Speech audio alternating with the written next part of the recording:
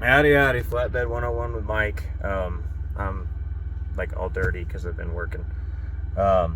So I want to show you guys this load that I just picked up. I'm in Ash Fork, Arizona. And I've done a video for almost everything we haul at Prime, but this is the first time I've hauled this, and it's been a long time. There's a number of ways. Before I show you what I've got, there are a number of ways to secure this thing. There's 1,000 different ways to do it. I'm just showing you mine. Some people like to put padding over top and put a strap over the top. I saw somebody else that had it set up like this, and it kind of reminded me of how I used to do it. And I really like this way. So with that said, we are in Ash Fork, Arizona. We're picking up stone is what we're getting. So stone. And what we're gonna do is, a lot of times you can either get up where it's all stood up like this, or you can even get like slabs. Which, do they have any? Yeah, all those slabs over there. You'll get those stacked up on pallets, and you just kind of got to be careful strapping those down and figuring out how to do that. But we're here to look at this stuff. So what I've done is I've got a chain on top of the boards going back on the front, and then I've got a chain on top of the boards going forward on the back. I like to use my clips on my snap binder so that it cannot come open. I don't have to worry about that because that's not a lot of excess, but this will keep it from coming open, and it keeps me legal as far as this not being able to open up.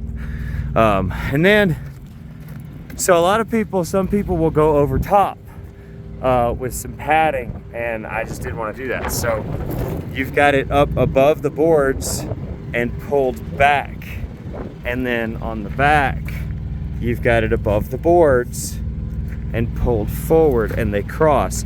Now you want to tighten this one first before you even put this one on, because otherwise when you look at the other side you won't be able to tighten it.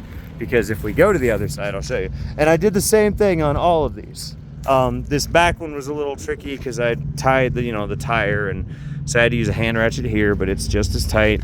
And then that one like that.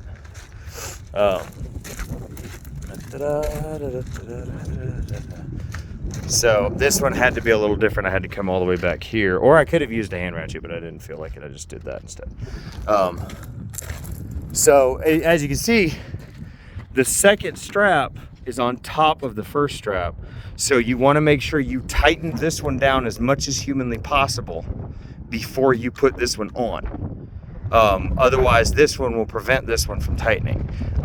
Make sure your shit stays tight. Always make sure you're checking like you're supposed to as you go down the road.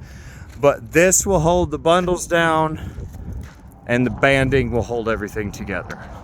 This is a perfectly acceptable way to haul this. A lot of guys do it this way. I like it better than throwing over the top, because you throw over the top, tears up your straps.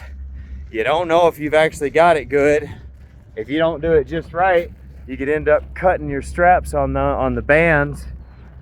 There's just a lot of crap that can go wrong throwing it over top.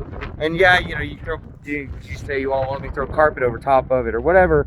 If you've got enough carpet to do that, absolutely. If that's what you want to do, more power to you. Just make sure it's properly secured. Make sure you've got enough securement and it ain't going to go anywhere. That's the biggest thing here.